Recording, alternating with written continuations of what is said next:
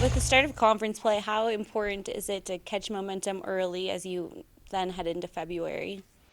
Well, really, I think it's just about, we're now into a 2 month stretch uh, where obviously it's going to be extremely difficult because this league's really good. And, as I say, we're in a 2 month stretch. We got to take it game by game, one game at a time to sort of do what you said. But as I say that, it is really about the long haul of, can we game to game improve? Can we game to game get stronger? Can we game the game get off to better starts? Can we sustain things longer? And then can we be doing that in February? That's really what it is. So it's like I said to our guys yesterday, it's going to be a really hard 2 months. Who's ready for that really hard 2 months? And who's going to be able to sustain it? And we're going to, like I just said, get ready game to game to prepare to win one game at a time. But in the grand scheme of things, it is a 2 month process here to make sure that we're getting better in February, getting better in late February, getting better in March, to show that we can be that kind of team. That's the growth we need to see this year, that there's a little bit, like I've said all year, we're a year older, we're a year stronger, we're a year tougher, we're a year more experienced. It's got to show up that way over the next 2 months as, like I said, it's going to be very challenging. Having a younger team, are you starting to see less thinking and more just doing? Yeah, there's no question. I like our team. I like our players. I like our chemistry.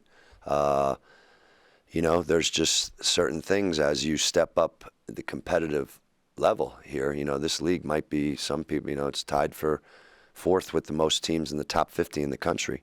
You got to do it night in, night out. That level of competitiveness, night in, night out, 40 minutes. Are we going to go from doing it for 30 to 35, or is it then going to go from 35 to 40? When is that time going to come? That's really what this process is for. And as, like you said, as you're a young team, well, we're a year older. Are we going to be better at that? Are we going to be more physically strong? Mentally, are we going to know what these games are about? And, I got to do some things to help us get off to better starts, because that's certainly what's been shown in the first three league games. And then we got, as we keep going, have guys sort of play better as we go through the league season, instead of having some guys have a little bit of a drop off. The key is how many of our guys individually and then us collectively are going to be able to play better as we go through the league season, instead of having a drop off. And that's going to be the challenge, and we got to find ways to do things where we're increasing our likelihood of guys doing that. Is there another guy that plays? What are the different combinations of guys that play together that produce that? How does somebody's role grow over the course of a league season? And that's really what, starting tomorrow night, these games are going to start to show us. And I'm just hopeful that I see like sort of this competitive spirit that just sort of grows over the course of this league season, and our guys respond to that challenge. And if I see that, then we know we're getting better and we're improving. Playing in state this week, is practice looking any different considering you just have to hop on the freeway rather than an airplane ride? Yeah, I mean, I like the fact that we just get on a bus tomorrow and bus 2 hours. I think it's been good here to get a little bit of a break, the bye on Saturday, so we were able to, still practice but not be getting ready for a game. And now yesterday we're starting to get ready for a game again. Today we're getting ready for a game. So, and I think that helps. We go on the road again at the end of this week, only having to bus up there, helpful. We'll be back tomorrow night, so our guys will be able to sort of be in their own beds and take away sort of whatever road trips mean, and then we'll just go to Fresno. And again, it'll be a 1-day trip. We're fortunate in that. So these two road games might be the best road trips that we have this year in terms of the least amount of time that we're going to spend on the road, as we do have two road games. You talked about competitive nature. Have you seen that from your team considering you're going to play an in-state rival this week? Yeah, like I said, I really like our competitiveness. I actually think we're growing that way. I think our guys' understanding of what that really means and raising your competitive level, what that means for us, how to do it. I think our guys are starting to understand that, and we just have to see it tomorrow night, like you're saying, in a in-state rivalry. And for us, in-state rivalry is important. We've always played Colorado State, but for us, it's got to be every game. We got 15 left, and they're all going to be the same. They're all going to be battles. They're all going to be challenges. There are no bad teams. There's nobody in this league, I think, rated below 200 in the net. There's 6 in the top 100. There's 8 in the top 110. So, there's nothing on our schedule. And that's why, I've talked to our guys, and I think our guys are ready for that. But it's going to be the 2-month aspect of it. As you do go game to game, I want to put it in our guys' head that it's game to game, but for a 2-month period of time, and we got to be ready to handle that. I saw or heard you mention to Alexa that there are some things, that you need to do as coach to get those better starts. What are those things? Well, first thing I think is just, making a change to the starting lineup, and like I told the guys yesterday, as we make this decision to do it, it's because first 8 minutes of our first 3 league games, we're down 56-27. So that means a change needs to be made. And as I said, that doesn't mean guys are going to stop playing. The same guys are going to keep playing because that's our team. As I say, the same guys are going to keep playing. Well, there might be a little change in who starts, who comes off the bench. It'll be done to help produce a different start. And as we said that, I told them, and I'm still looking for guys as we go through this next 2 months. Is there another guy or two that can help us? That's going to raise our competitive level. And I think that's a positive because I do think there are guys. And then that's, again, on me as the coach. Okay, I'm playing 9 guys right now. Well, how do you start to play 10 guys possibly? But I think that's a good thing to be thinking about. And I think it's good for our players to know that we're going to make a change because we have to be able to compete right off the bat in these games. We got to then be able to compete throughout the game, and then we have to be able to compete throughout the next 2 months. And I think we're in good position to do that. And now we're going to find out, starting tomorrow, sort of what our responses are throughout one game to the next, and different guys playing different roles. But like I said, the guys are still going to play because this is our team, and I like our team, and this is the best way for us to go forward. And then you touched a little bit on the in-state rivalry. Any other challenges you've seen from Colorado State heading into tomorrow? Well, they're obviously they've had success. When you have a program, when you're a program and you have a program, that means you've had success. And that means older guys hand down to younger guys, whatever those values are. And oftentimes with that when you've had success, that means winning. So these guys have won. They're at home, they've won. They have good players, they're well coached. That's true of every team in our league. With this team, they have a really good guard. And then Stevens, I don't know the analytics and all this, but usage rates and all this other stuff, I don't know. This guy's at like 100%. He's got the ball. Everything they do is Isaiah Stevens, and he's really good. And they have a lot of ways to make you think it's not Isaiah Stevens, but it comes back to Isaiah Stevens. So that's going to be a big challenge. And then, like I said, they have experience. Tanjay, Rivera, these guys have played. They've played a lot of games. They've won games. They've played together.